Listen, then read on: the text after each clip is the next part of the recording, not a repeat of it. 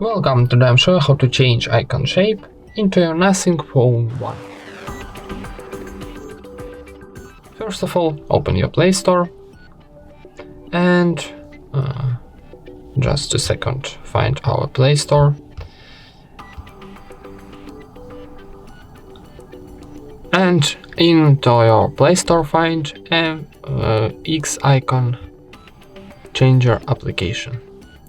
This one. Need downloading and installing, so wait a second for install. And now tap open.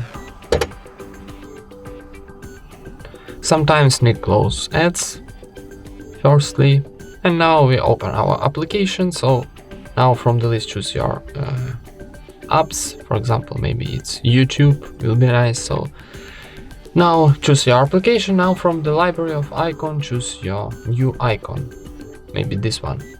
Okay, and now for saving this icon need to tap in the top right corner OK button.